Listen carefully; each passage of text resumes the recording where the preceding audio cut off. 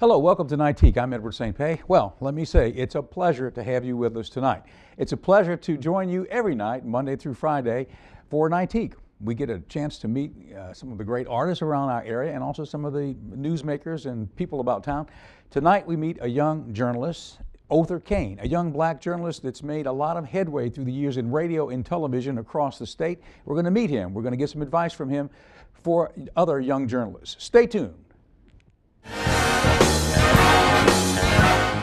Since 1849, Carter Jewelers has been a part of Jackson's rich history. Over 163 years later, we've not only survived, Carter Jewelers has flourished. From generation to generation, we've established a tradition of excellence. Our reputation is built on customer satisfaction, service, and trust. Every piece of jewelry is handpicked, so you know you're getting the best value. Nobody says I do like we do at Carter Jewelers. Come see us and be part of our history. Ingalls Shipbuilding is hiring electricians, structural welders, machinists, ship fitters, pipe fitters, and pipe welders in our Pascagoula, Mississippi site. Signing bonuses available for pipe welders only. Positions are union represented. Come build your career with Ingalls Shipbuilding.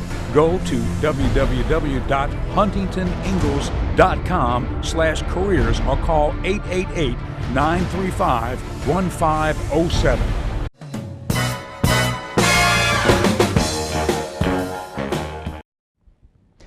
Well, welcome back to the show. Othor Cain is with us.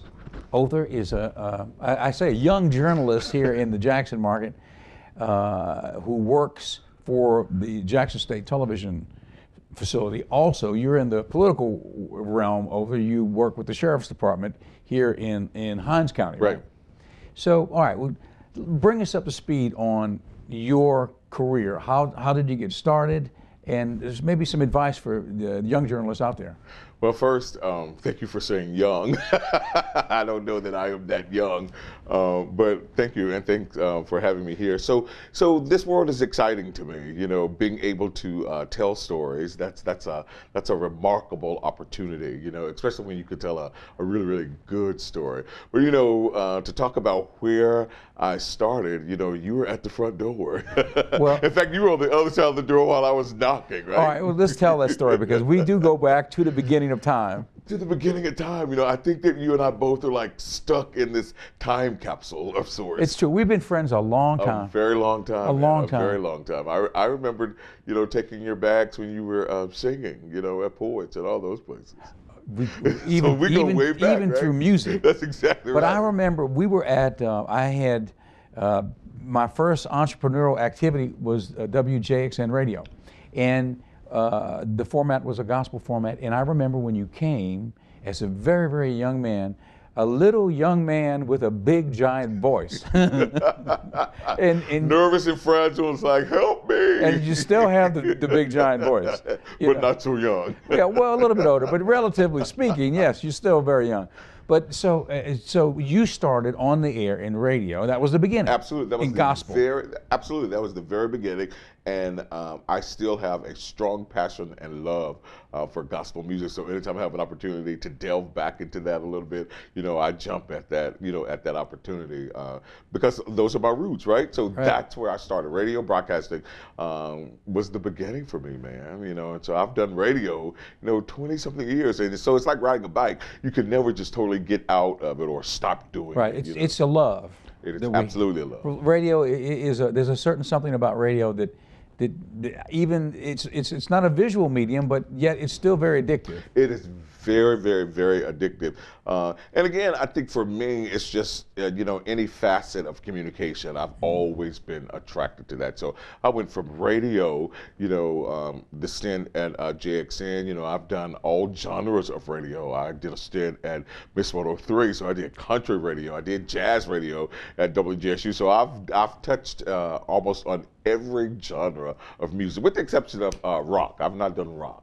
So you made the transition into television. So tell us about that transition. So, you know, at one point I served as program director for WOAD radio, and at that point in time, it was a part of the Clear Channel family, you know. And so one day I just, you know, we worked out an agreement with Channel 16 while I was at WOAD that I would appear on their morning show offering political commentaries in exchange for the radio station running the broadcast, running the weekly 6 o'clock broadcast. So I would go there, you know, once a week, and we would run their newscasts on our radio station. So when I got a taste for that, I was like, you know what? I think this is my next step. This is what I want to do next. So like I did and came knocking on your door, I started knocking and saying, let me try this, let me try this. So I started shadowing, you know, reporters. I shadowed Howard Blue. I shadowed Kimberly Noel Sweet and a whole bunch of folk over at LBT. And you know, the rest is history. So started doing political talk shows, public affairs shows, and reported a little bit. So you've always had an interest in politics. Is that your beat? I mean, through the years. I mean, is that your main? That, you know, politics, I've always had an affinity. I've always had a secret love, you know, for politics. You know, I've never wanted to be an elected official, but I always like following them because I think that they are fascinating. You know, I always think about, you know, when you become an elected official, you know, you owe this person, you owe that person, because these people help put you there. How do you balance, you know, maintaining your own independence, doing what's right, you know, by the people who actually voted for you? It's just fascinating to me. So. And besides that, they really set policy, right? They actually, to a large extent, are in control of our quality of lives. So that's always been fascinating for me. What is your take on the state of the state? You know, politically, you know, when you look at the state politically, give us some insight into as to how you see it right now. So, you know, they label Mississippi as a red state, and so red is based on the leadership and based on, you know, how people vote across the state as a collective whole. And so I see Mississippi, I think, through the eyes or the lens that everybody else sees it, particularly those of us that are in this state. You know, we are a conservative state. You know, we do take great value, you know, in family and the pursuit of happiness. So I think on a political landscape, I think that we are a fiscally sound state. I think that we have lots of money in the coffers. So, you know, I think that we have a long ways to go in terms of catching up with other states in different areas. You know, like, so if you really look at Mississippi, we tend to find ourselves on the top of every bad stat and on the bottom of every good stat. So we've got a long ways to go in terms of pulling us up. So we're the most obese state, you know what I mean? So, but I think that we are economically savvy and sound as a state. What do you think we need to do to move out of the bottom tier of some of these areas where we always rank low? What do you think?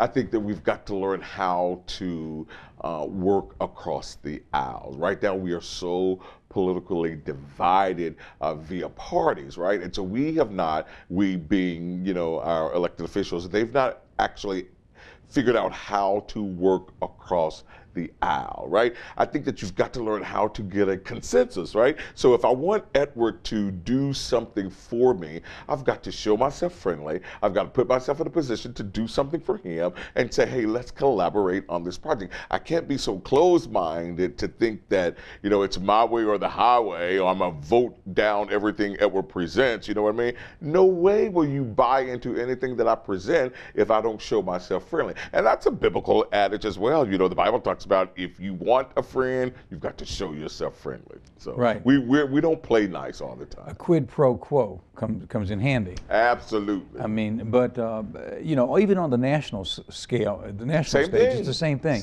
There's so much acrimony between the parties. You know, you're absolutely right, and that it's like that no matter who's in the driver's seat, right? So if the White House was occupied by a Republican, you know, then the Democrats will present, you know, this big fight and this big wall. So it matters not who's sitting It the really truth. matters not. It really matters Absolutely not. the truth. But so you take the current sitting president, and you look at gas prices being low. You look at the economy, doing extremely well. The employment rate, the unemployment rate is low. At an all-time low now. But the president can't get any credit for that, right? But it's the same thing. It's the absolute same thing. When Bush was in the driver's seat, they criticized his response to Hurricane Katrina. So it matters not. It matters not. We just don't know how to play nice. That's true. I mean, when you look at the political situation, here's an example of some acrimony. The Congress is having the Prime Minister of Israel come to speak and bypassing the president's protocol. Now, here's an example of something that that is sort of out of kilter. It doesn't make quite sense. What do you think about that? It makes no sense. I mean, I can't say it any better than you. It makes absolutely no sense. And what this is no slight on the Prime Minister's visit, but it's the parties, it's the political parties. It's the political landscape. One upmanship or whatever you want to call it, just plain political gamesmanship. Gamesmanship. That's a great word for that. Again, it matters not who's driving the ship. It just all depends on it depends on who what element is here, what element is there. So. Right. Games.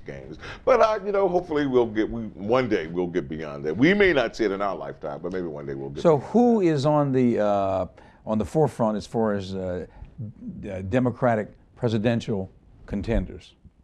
Well, as it stands right now, on the Democratic side, certainly it isn't as crowded with potential candidates as it is on the Republican side. So Republicans met in Iowa last weekend, so they had like 16 presidential hopefuls. Right now, the Democratic side, it's wide open.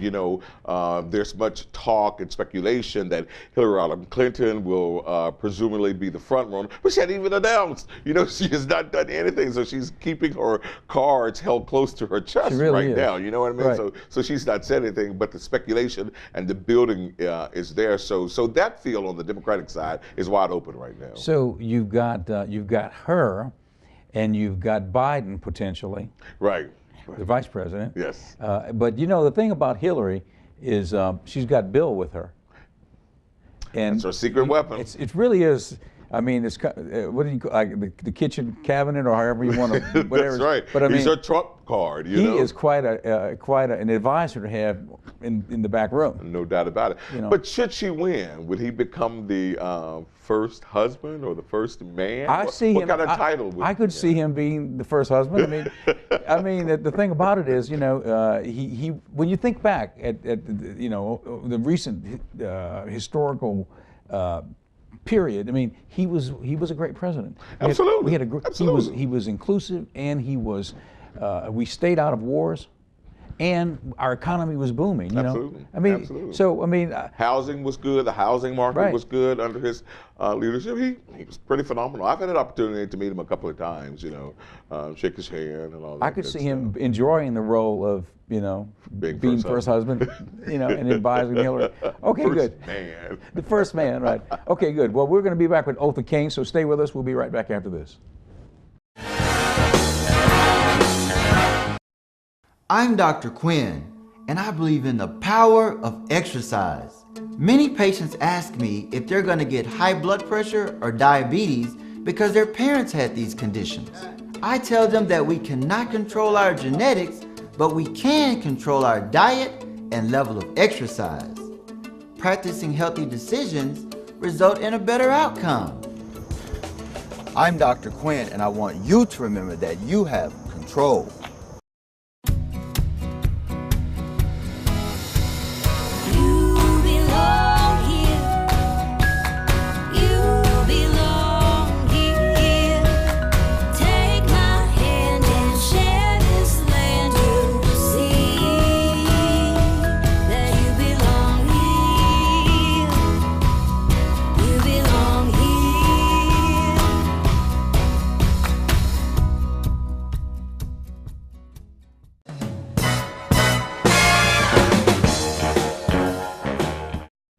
Well, we're with Othor Cain, a journalist here in Jackson. You are one of the anchors for the Jackson State Television news program in the morning. What is your take on that? I mean, how do you like this particular gig that you just recently started? Yeah, so I've been on board for about a month now, and it's a lot of fun. I'm a morning guy, so I did morning radio for a number of years. So being on morning TV on a daily basis is exciting to me. I'm actually producing the show as well. So in addition to anchoring, being one of the anchors on the broadcast, I also produce the entire hour. So. Tell us more about producing. What does a producer do for a morning newscast? Man, so number one, you got to stay abreast on everything that's happening, right? On a local level, a regional level, and a national level. You got to stay on top of every single opportunity that's out there. So I gather the news, I write the news, I'm writing anchor leads, I'm writing, I'm assigning news stories to some of the reporters that we have. So I'm just basically responsible for putting the entire broadcast, the hour broadcast, together every single day. And it's fun, it's a lot of fun. So this particular show is a balance between, hard news, entertainment, sports, and some fluff, So I've brought a couple of different features to it. Every single day we have an opportunity to talk about some water cooler conversations. It's our version of Hot Topics. All three anchors bring a topic to the table and we just delve into that. So it's a lot of fun, a lot of work, but it's absolutely a delight to try to build an audience and gauge the temperature and the nature, of the audience that we're building. What makes for a good show? I mean, what do people want to see? Is it hard news? Is it fluff? What do you think? So, I think that shows are driven a lot by personalities. I think that you have to have the right amount of chemistry amongst your hosts. I think people like authentic relationships. I think that viewers can see through, fake relationships. So that's the first thing, because you're asking people to invite you into their homes every single day. So you want to feel as if you are a part of that person's family, because you're in their personal space. So you want to feel as if you belong there. But I think in addition to that, what makes a really, really good show is that you have a really, really good balance. You don't want to be just all hard news and serious. People like to see a light side. People like realness. So if you have a good balance between good information dissemination, whether it's hard news, soft news, entertainment, weather, because your team is very instrumental in what we do over there, because when people are waking up in the mornings and ready to head out the door, they want to know what's going on. They want to know about traffic. They want to know about weather, because you got to get the hair right, and you got to get the kids dressed appropriately. So I think all of those elements make for a good show. So you have followed your dream. And I know very well, because I've been watching you since you first started. Literally the first day. We go a long way back. So give us some advice. Young people out there who are watching across the state in a number of markets that we're in, if they are interested in being in the news business or in the entertainment business or in the music business, you've been involved in all of these things as a young black man.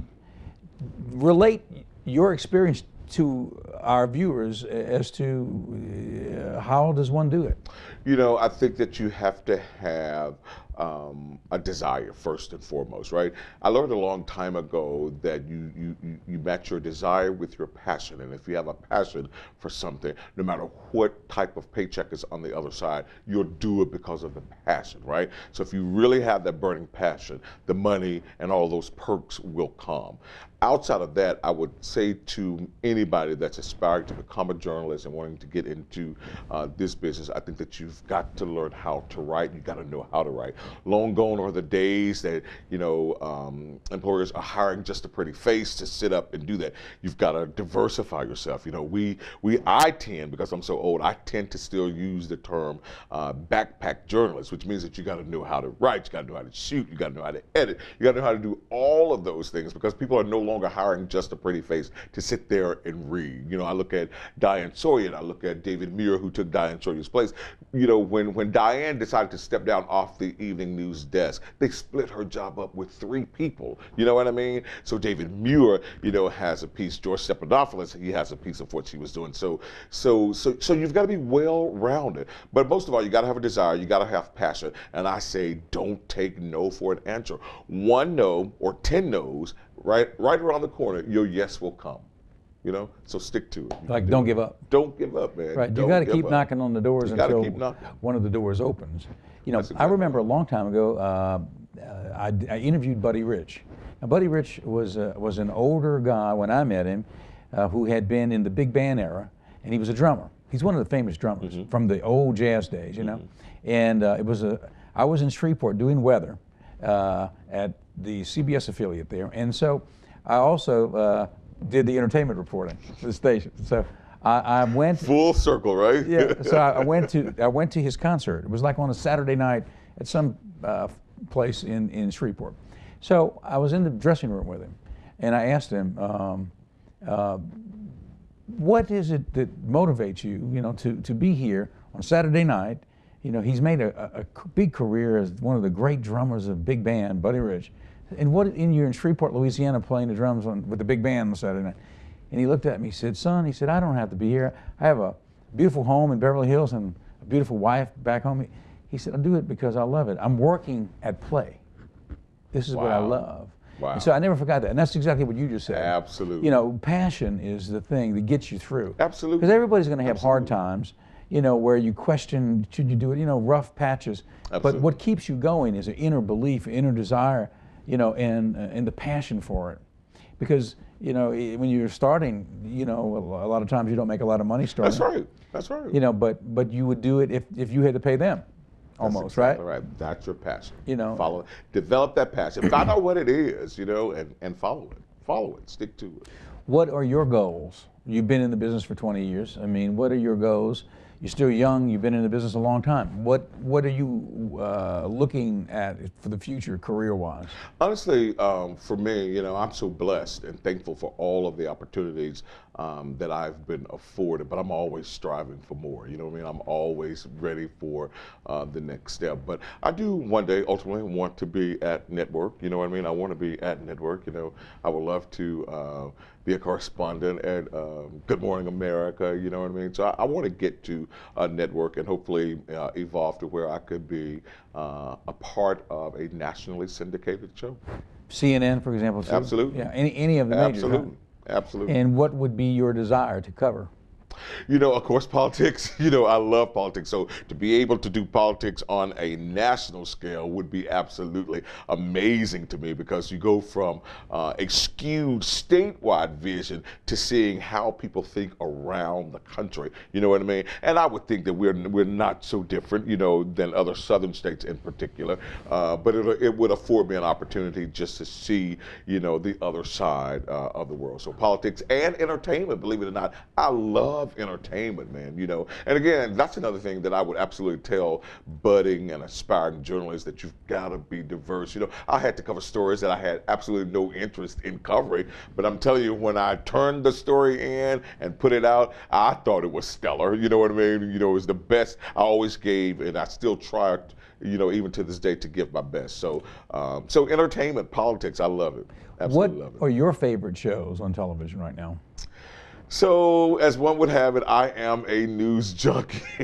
You know, I am just a news junkie. And I will say that I have incorporated, you know, a couple of other types of shows into my repertoire, if you will, but that's just as of recent. But I'm a news junkie. You know, I'm a CNN guy, I'm a Fox guy, I'm an MSNBC, you know, guy. I follow it all. You know, I like the trend where they have, you know, back in the day, or you could attest to this, you know, journalists couldn't give opinions back in the day. It was absolutely forbidden. You know, now you see them inserting that because people like realness. You know what I mean? People Right. Like, Well, you know, Brian Williams said the other day, the voice of God, those days are over. You know, those days are over. it's the truth. But I mean, on the other hand, look how far somebody like Fox Network takes it in one direction, and I guess one could say CNN, MSNBC Yeah, takes it in the other direction. that's right. I mean, like you said, I mean, this is new. That's exactly I mean, right. That's it used to exactly be right. completely partisan, straight down the middle reporting. Show no emotions, don't let your Right. face crack. But those days are gone. Those days are gone. Anderson Cooper, is someone that I look up to, and I really like Anderson's style. I do too. I mean, the camera loves him. He's great. He's great at what he does. But I remember a couple of years ago, I was sitting at home, and I was not watching it. I was just listening. And I heard Anderson curse, and he said, "Dang, blessed, this is," and I was like, "Oh my God." If I rewind that to see Dan Rather cry on the air, I was like, "Are you kidding me?" Right? So people like to be able to feel as if they can touch you, they can relate to you. So, you can do it now, so I'm happy. If someone called and said, "Hey, come to the network, you gotta cover this," I'll jump at it without any regard to what.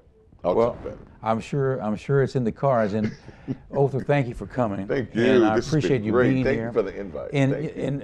is there an email? If any viewer out there would like to reach out to you for whatever advice, whatever, is there an email for Othor? Absolutely. OthorCain@gmail.com. That's Othor, Othor, Cain, Cain @gmail.com. You can email me anytime. We want you to come back and we will talk I would about love to. various political topics. Would love to. Okay, Thank good. you. Othor Cain. I'm Edward St. Pé. Thank you for being with us. We'll be right back after this.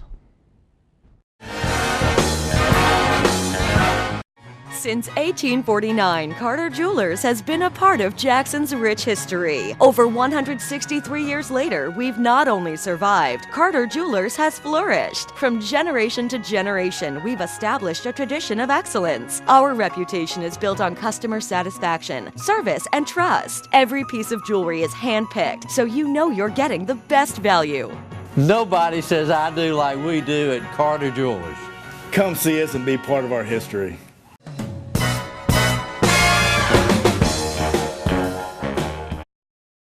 Well, thanks to our guest, Mr. Othor Cain, and thank you for being with us tonight for this edition of Nightique. You can get in touch with us via our website at nightique.com. Also, we're archiving many of our prior shows on that site in HD. That's Nightique, Nightique.com. I'm Edward St. Pé. See you next time.